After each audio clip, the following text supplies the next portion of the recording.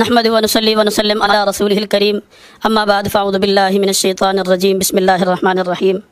Video देखने से पहले हमारे YouTube चैनल हुदहुद मैसेज को ज़रूर सब्सक्राइब करें और बेल आइकन को प्रेस करें ताकि मज़ीद आने वाली वीडियो की नोटिफिकेशन आपको मिल सके। जज़ाकुमुल्लाह। आज हम सैयदना नूह अलैहिस्सलातु वस्सलाम का तज़किरा करेंगे। हज़रत आदम के बाद सैयदना नूह अलैहिस्सलातु वस्सलाम पहले नबी हैं जिन्हें रिसालत से नवाजा गया, जिन्हें रसूल बनाकर भेजा गया। कुरान अज़ीज़ में आपका ज़िक्र 45 मरतबा किया गया है।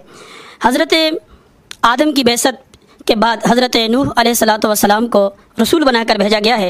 हज़रत नूह की बेसत से पहले तमाम कौम तौहीद और दीन इस्लाम की जो उस वक़्त सही मज़हब था, सही दीन था, सही मजहबी रोशनी से यकसर गाफिल हो चुकी थी और हकीकी खुदा की जगह कई साख्ता खुदाओं ने ले रखी थी। गैरुल्लाह की परस्तश और असनाम परस्ती यानी उनके अंदर बुत परस्ती ये आम रवाज पा चुकी थी।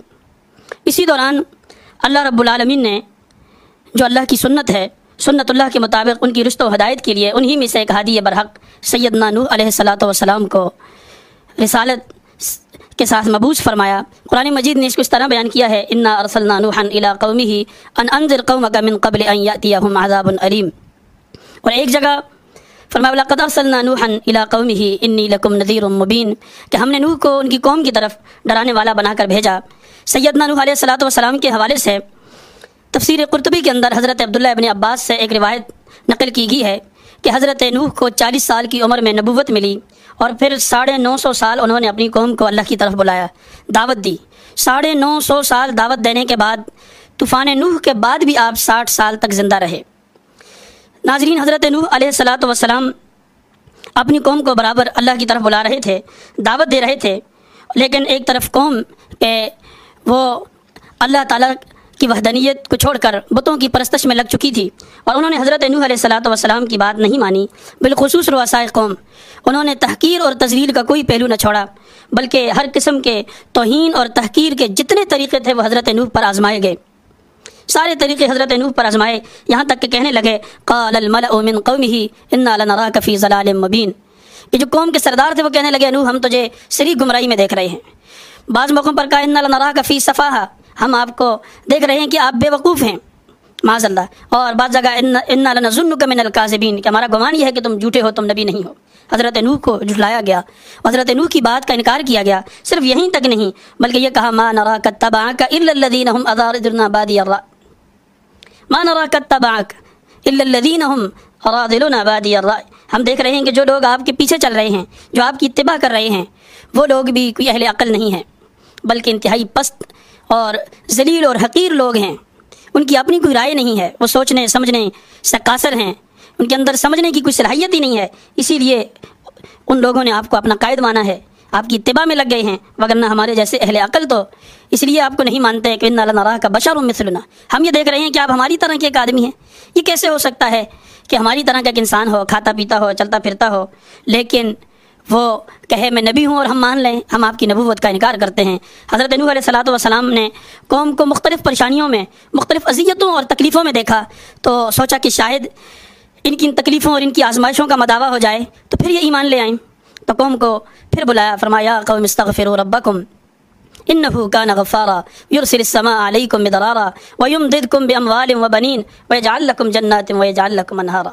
मेरी कौम, अल्लाह से बख्शिश तलब करो, अल्लाह से मांगो, क्योंकि वो बख्शने वाला है।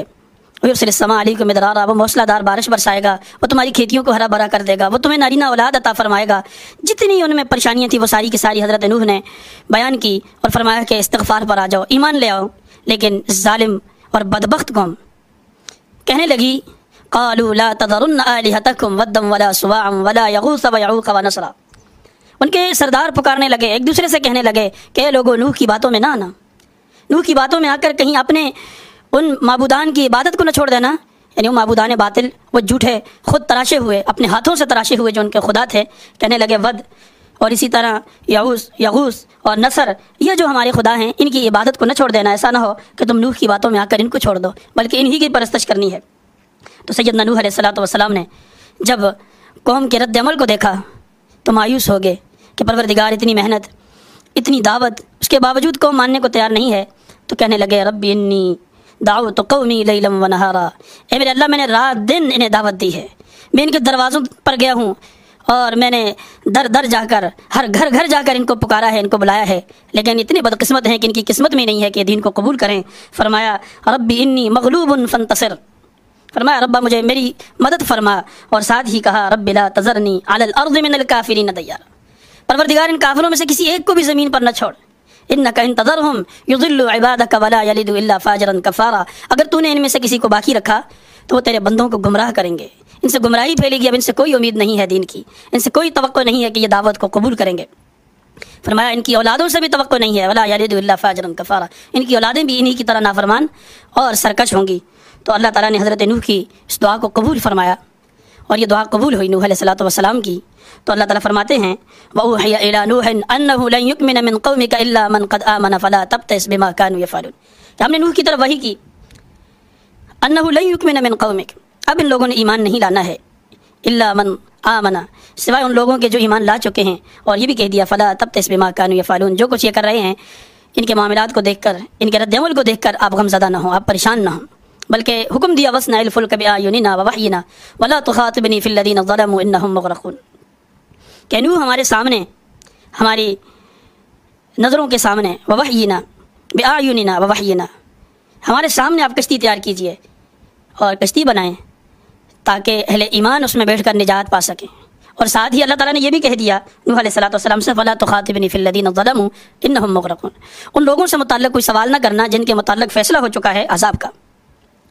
نوح علیہ السلام کشتی بنا رہے ہیں اور لوگ آپ کو بڑے حیرت سے دیکھتے ہیں کہ عجیب بات ہے، پہلے تو نوح صرف معاذ اللہ ان کی نظروں میں بے وقوف تھا، پہلے تو صرف یہ تھا کہ وہ کہتے تھے کہ آپ جو ہے ساحر اور مجنون ہو، اب کہنے لگے آپ بڑائی بھی بن گئے ہو، کشتی بنا رہے ہو، پانی نہیں ہے، خشکی ہے، خشکی میں کہاں چلے گی یہ کشتی؟ تو وہ نوح علیہ السلام پر ہنس رہے تھے، نوح علیہ السلام ان سے کہہ رہے تھے کہ آج تم میرا مذاق اڑا رہی ہو اور کل ہم تم پر ہنس رہے ہوں گے، یعنی جب تم اپنے انجام کو پہنچو گے۔